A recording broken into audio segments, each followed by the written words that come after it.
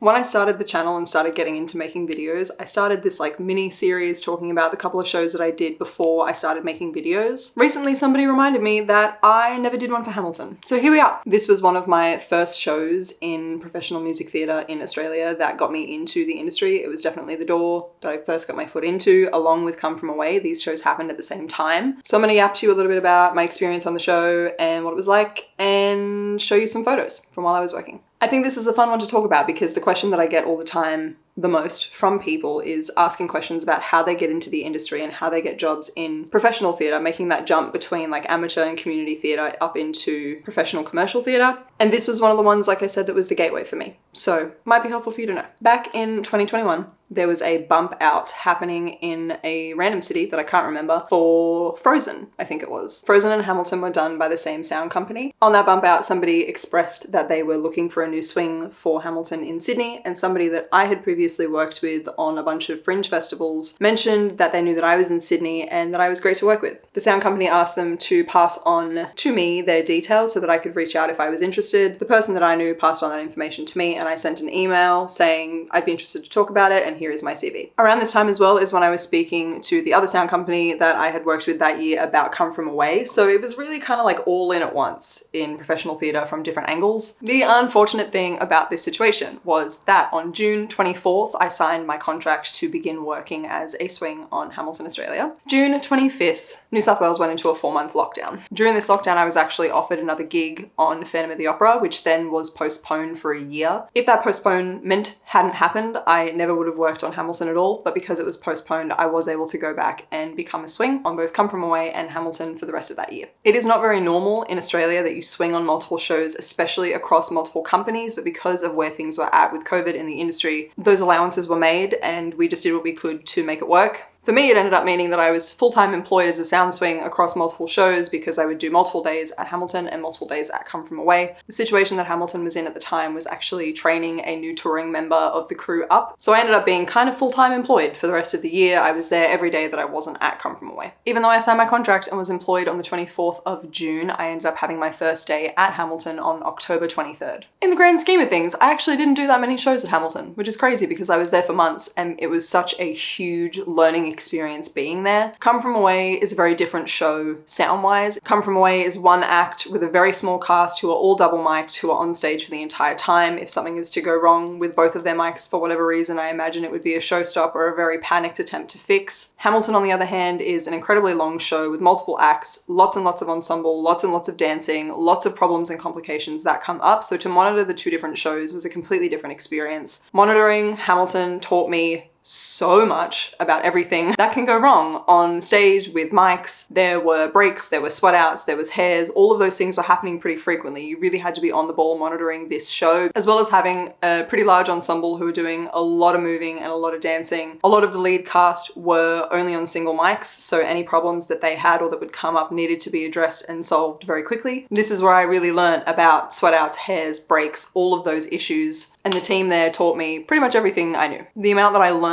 on that show from that team was astronomical, and I think that is why it feels like I was on the show for so much longer than I actually was if I look at dates and the amount of shows that I did. From a sound perspective, I learned so much that ultimately ended up helping me in my time on Phantom. Phantom being postponed for that year meant that I was able to work on Come From Away and Hamilton and the other Phantom and Mary Poppins, and without those shows and those experiences and the teams on those shows who invested so much into my knowledge, I think what I was able to execute as a mic tech on Phantom would have been vastly different if I hadn't had that. While I was on Hamilton, I mostly did the B plot. I did the A plot a couple of times and learnt it, which was incredible just to get the experience of learning an A plot and having an on-deck plot as opposed to just monitoring. First photo I have is just a large photo of the theatre. The Sydney Lyric Theatre is beautiful, and it is also filled with so many stairs. I was shocked by how physically demanding it was just to run around the building, but also completely humbled by the fact that I couldn't complain about stairs when the ensemble are doing what they're doing. Little did I know what the Princess Theatre would have in store for me in Melbourne. This is a little pit that I took from the MD position looking up at the stage and the lighting rig from when we were doing sound check. And this is me in the pit waiting to sound check the kit. Part of the B-plot usually on a lot of shows is checking the band or the orchestra, whatever you're working with. This was the most fun part of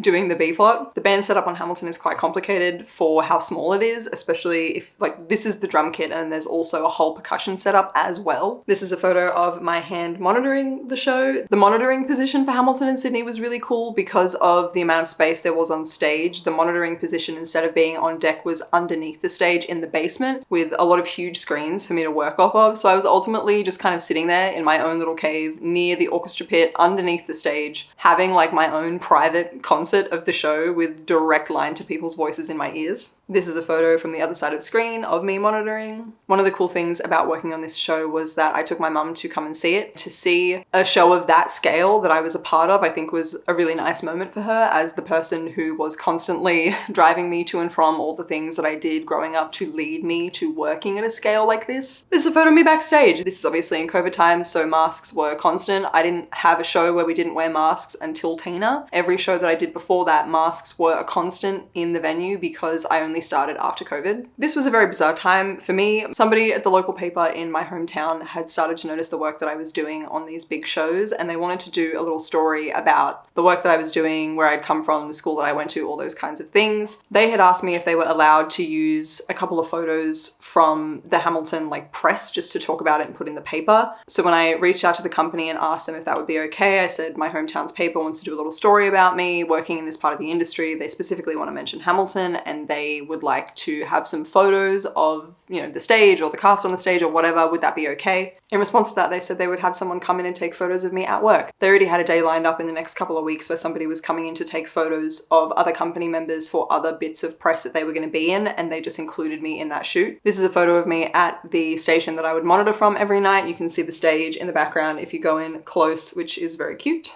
This is another one of those photos of me monitoring. This is a photo of me in the theatre. The thing that always makes me the saddest about this is that I had dyed my hair half black during the lockdown, the 4-month lockdown, and so for the entire time that I was at these two shows, half of my head was green.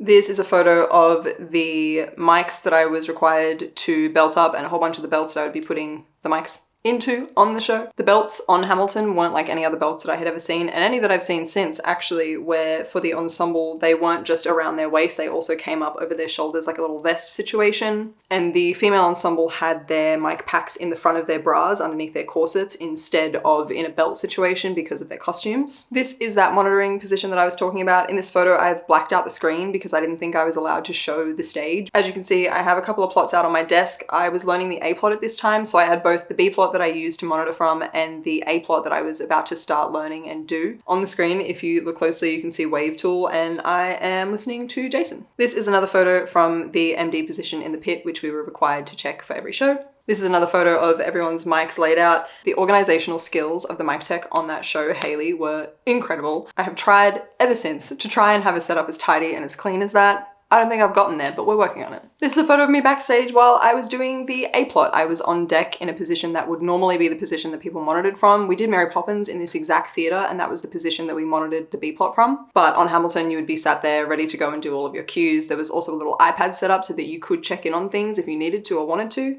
This is that percussion setup that I was talking about as a part of the pit. So many things in here that I had no idea the names of or how to play them, and I got to just fumble and fake my way around it every day, which was a lot of fun. During the last week, we all were kind of taking memorable photos on the set together. For some reason, this is what I went with, so that is a great choice that I've made. The love for Hamilton is so aggressive. I think anyone in theatre is aware of that, and while I was on the show, a couple of people actually made me some really beautiful gifts as the sound swing. This little one that you can see on top of the console is a little pop figure version of me. You can see my little jumpsuit, my glasses. It even has my tattoos, which was insane.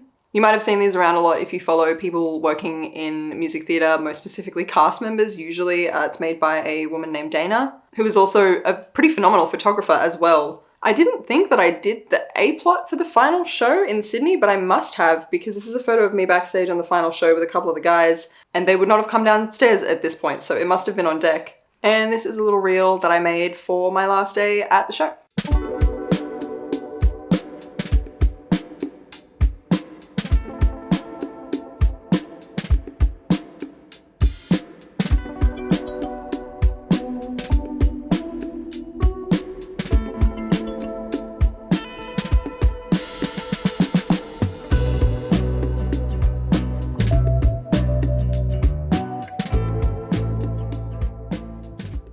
last kind of one is a photo of me doing the A-plot on deck at Hamilton, trying to figure out the sound requirements and the things that I would need for the Phantom on the Harbour. So kind of a wild time in my life. Oh, also addition, just later on, there is a post that Hamilton shared of the women in the company at the time for International Women's Day. That is all of the women who were in the OG Sydney Hamilton company. And that's all I've got for you.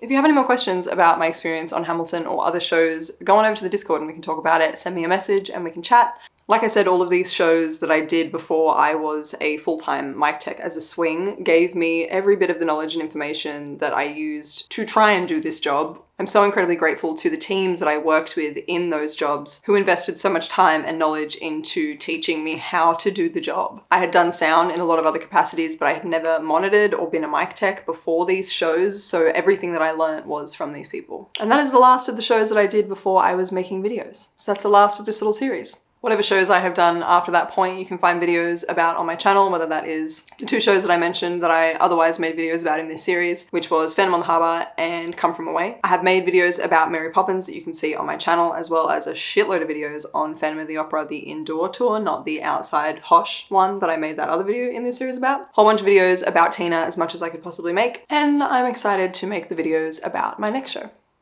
So I hope you're excited for those.